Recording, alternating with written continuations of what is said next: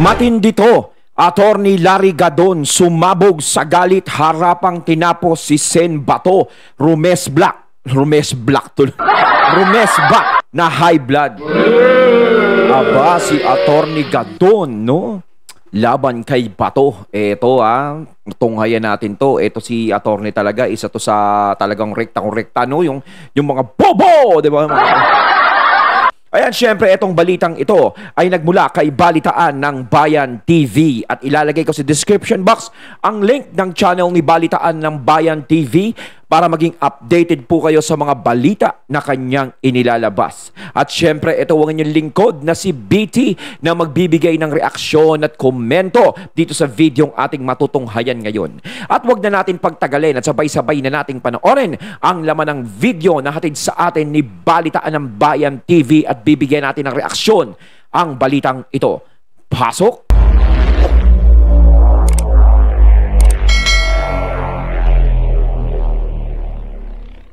Mali ang banat mong yan.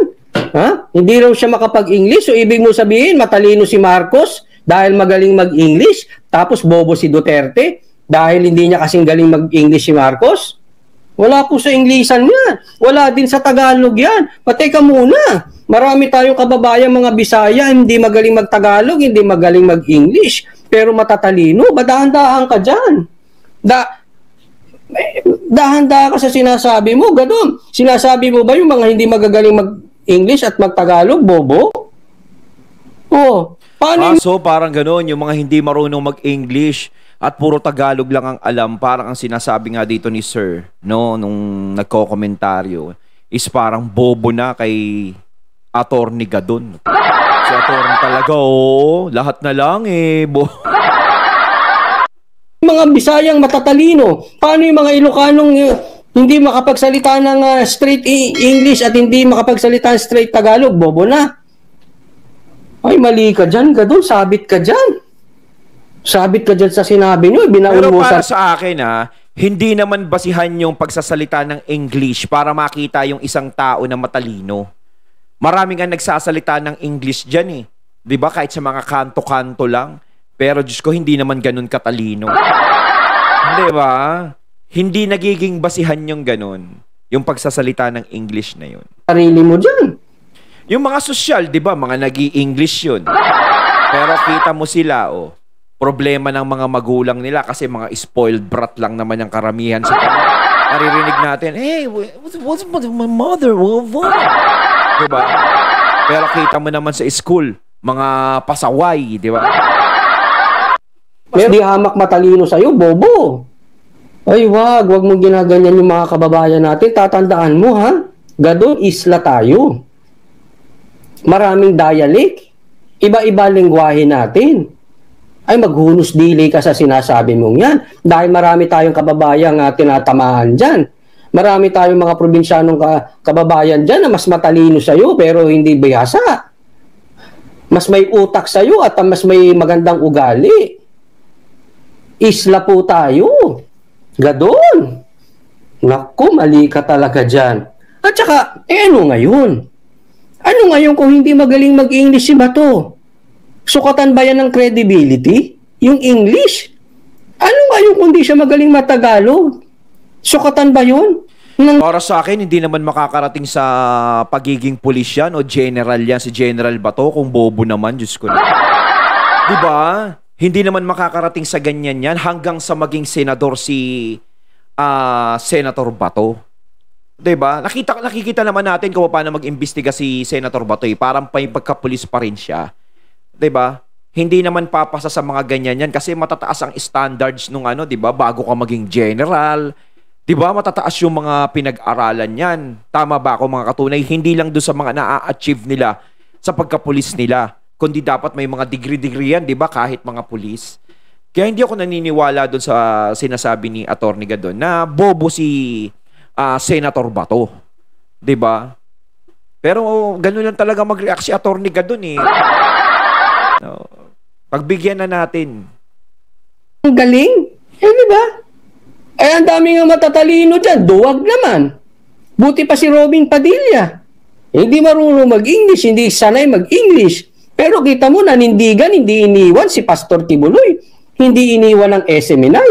Ay, ang dami dyan pa, English, magnanakaw naman. Saan ka? Hindi, ako, tanong lang ito, Ay, ha? totoo yun. Ang daming nag-i-English pero mga magna naman. Mga magna cum laude. Oo, totoo yan. Bumibilib pa ako sa mga yun. Kesa dun sa mga tao na mga sobrang talino. Dahil sa sobrang talino, lumalagpas na kung ano-ano na yung ginagawa sa atin. 'Di ba? Yung sa sobrang talino nila, kaya pa nilang higitan kahit na yung vice tsaka presidente. Ayun yun eh. Tanong lang, hindi po ito konektado rito. Saan ka? Doon sa magaling mag-English tapos magnanakaw, adik? O doon sa hindi marunong mag-English pero galit sa adik? Ayaw sa droga? Hindi magnanakaw? Saan ka? Eh, tatanong lang tayo. Labanan pala ito ng English. Englishin yun. Mahirap yun. Sibak tayo dyan. Englishan pala laban eh. Bobo! O kaya nauutal pa. Ano ba naman klaseng senador yan? Kaya dapat huwag nang gawin ng chairman niya ng committee. Senator Migs, dapat yung ginastos niya sa hearing na yan ay isingil. Dapat ay bayaran ni Senator Bato de la Rosa. Uyan mo ko itong bastos na ito. Bastos talaga. Pati yung ginastos dyan sa hearing, sisingilin mo kay Senator Bato. Eh, paano yung mga hearing dyan na paninira lang kay Pastor Kibuloy? Takit naman ang mukha. Hindi mo pinuna. Ayun, no, may punto si Sir Don, yung nagsasalita. Bakit yung hearing kay Pastor Kibuloy is hindi singilin yun? Kung tutuusin kasi, alam nyo kung ano. Hindi naman dapat kasi talaga pinag-uusapan sa Senado ang kaso ni Pastor Kibuloy. Labas yan eh. Labas sa problema ng bansa yan. Hindi dapat pinag-aaksayahan ng oras yan. Ang dapat na pinag-uusapan sa Senado is yung problema ng bayan natin. Kung sino ba ang nagiging problema at kung ano ang problema ng bayan natin, ng bansa natin. Yung involved sa bansa natin at sa taong bayan, yun ang dapat pinag-uusapan dyan. No, doon nagkakaroon ng hearing, mga ano. Pero yung kay Pastor Kibuloy kasi is private. Private na kaso yan. No, sa kanila yun eh. 'Di ba yung mga testigo na galit o tinuturo, inaakusahan si Pastor Kibuloy, sila yung may problema, sila lang yun.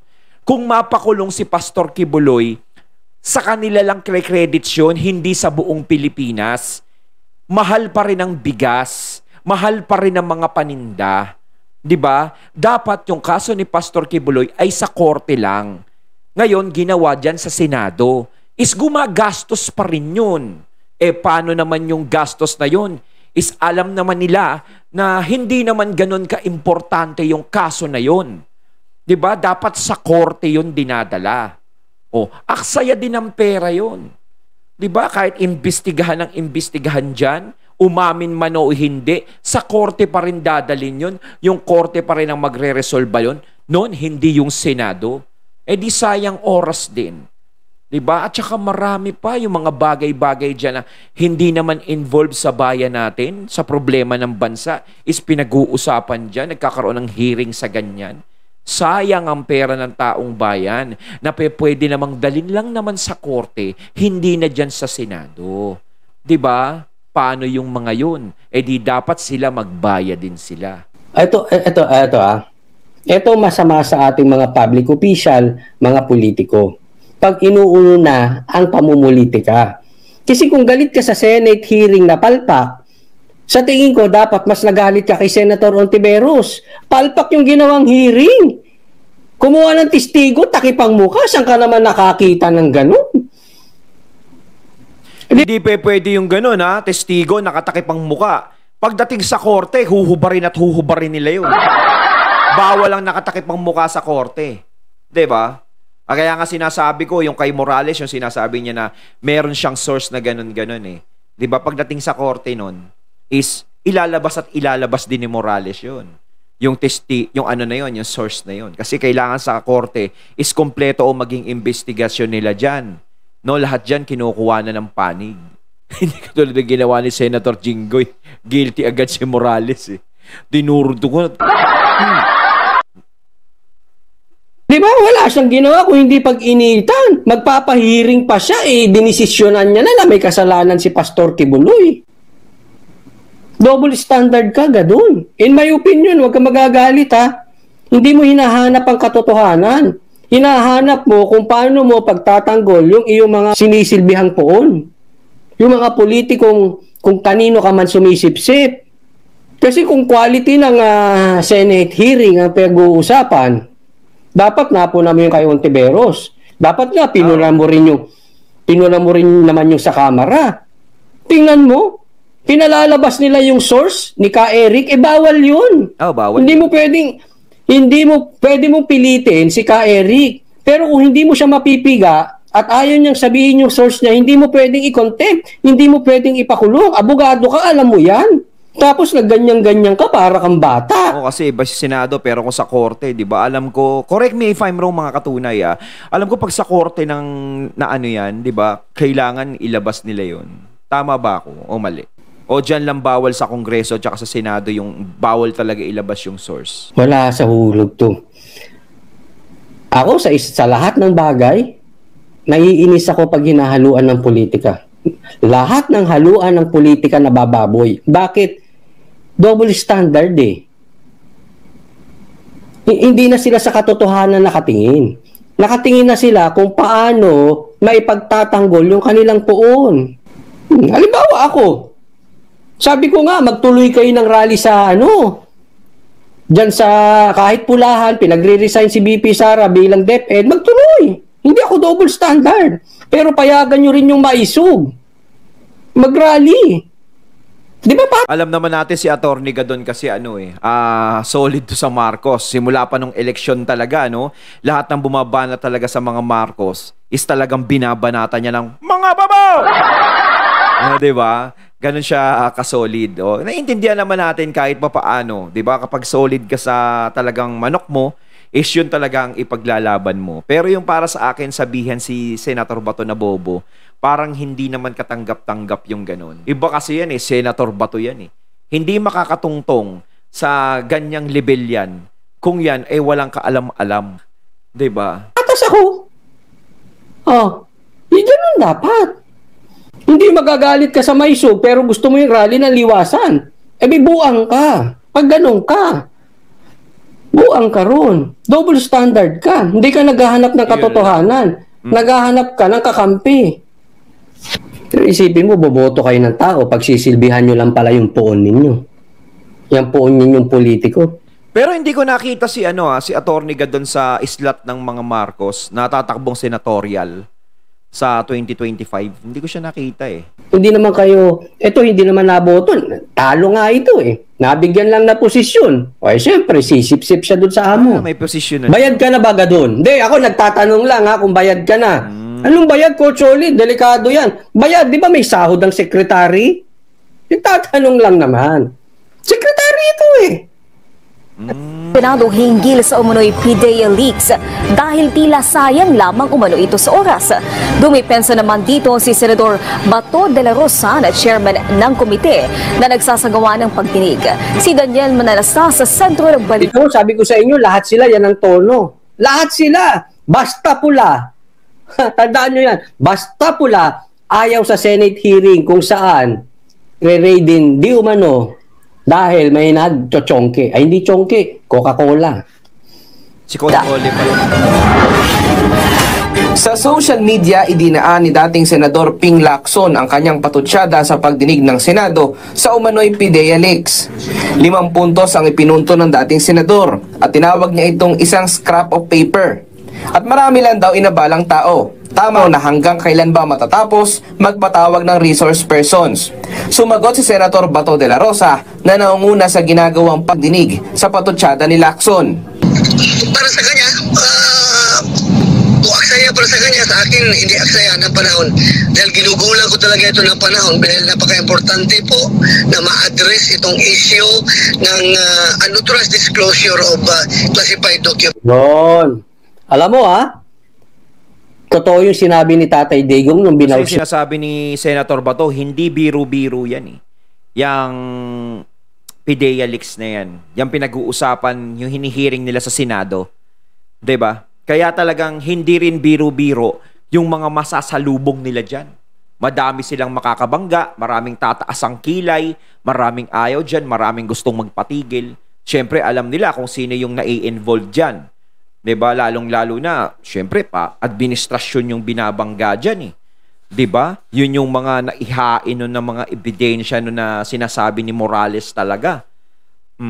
Kaya dun mo talaga nakikita, dyan maglalabasan kung sino-sino yung mga yung mga nagpe-play safe, di ba? Doon mo malalaman. Parang ito rin yung naging pagkakataon kung sino-sino yung makikita ng mga tao eh. Diyan pag-aaralan kung sino yung mga karapat dapat iboto. Yung handang humarap talaga, yung mga matatapang talaga, yung may mga dignidad, yung mga hindi nagpe-play safe. Doon, parang yan ang naging naging daan. Oo, kasi yan ang kung sa mga tao lang, pag-aaralan nila, sa isip nila, dito natin makikita kung sino yung karapat-dapat nating iboto. Yung walang kinikilingan. Yun yung iisipin nila dyan. Ito si Senator Bato.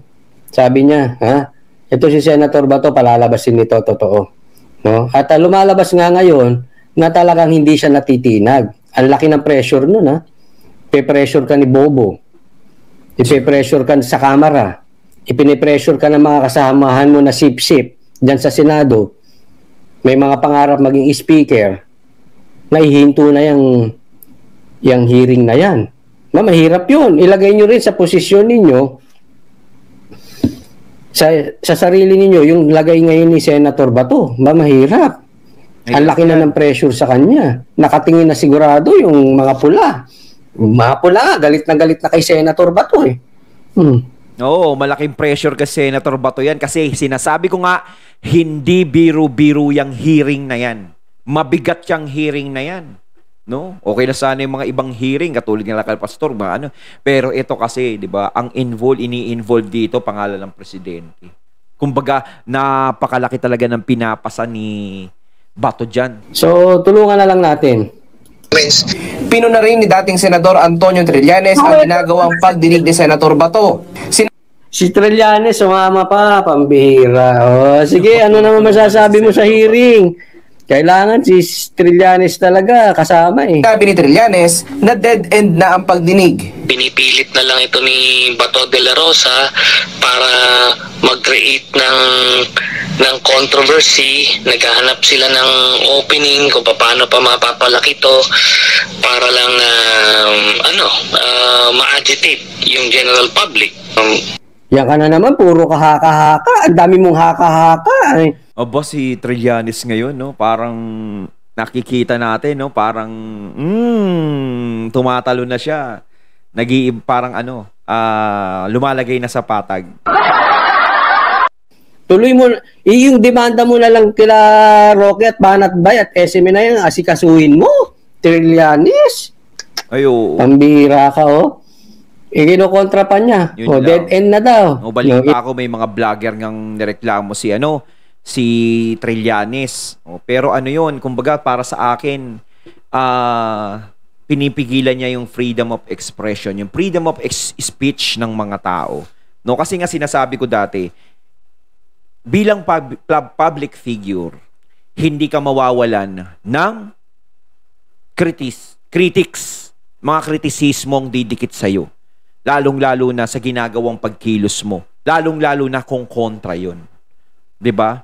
Hindi talaga mawawala yan. Kaya kapag ikaw pumasok ka dyan at naging public figure ka talaga, handa mong tanggapin lahat, sasaluhin mo lahat ng mga aakusahin sa'yo. 'Di ba? At nandudoon yung sumagot ka, sagutin mo sila, harapin mo sila. Kasi kahit ipatanggal yung mga yan, ipakulong yung mga yan, no? Marami pang papalit dyan. Marami pang lalong mag-aapoy dyan. Maraming maghihimagsik, kumbaga. 'Di ba? Lalong dadami ang kikritik sa'yo at magiging dagdag yun sa kinikritik sa'yo. 'Di ba? Kaya ang mas maganda na lang sana is mas pinapatunayan, mas pinapakita mo, no? Na inaakusahan kanila na ikaw ang nagganto-ganto sa China, nagbigay ng ganto. Ipakita mo sa kanila na hindi ako yun. 'Di ba? Ito ang ebidensya, wala ako noon, ganto, ganyan. 'Di ba? Dapat humaharap ka sa mga tao. Hindi yung kakasuhan sila. Hindi naman kasi mawawala yan eh.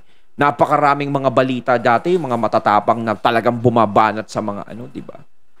Kaya meron kasi tayong demokrasya sa pagsasalita. Kaya wala kang ibang dapat gawin is patunayan na mali ang binibintang sa'yo. Di ba? Yun lang naman eh. Di ba? Kung pinatunayan mo sa kanila, di mananahimik na yan. Ang masama, kung naglabas ka na ng ebidensya, pinatunayan mo sa kanilang inosente ka, wala kang ginagawa, pero binabanatan ka pa, yun ang mahirap. Yung si Trillanes talagang para sa akin, mukha siyang kagalang-galang talaga. Bagay sa kanya yung Amerikana. Sir! Oh. Ako, nagbibigay lang ako ng komento, Idol ko yan, dun sa Oakwood, Sabihin mo ka nanonood dito, walang yaka, BT, bigla ka lang iba. Ina-agitate lang daw ang publiko. Sip-sip. Etong style ni Etong style ni Trillanes. Kayo mga pula. Alam ko may mga bashers ako nanonood dito.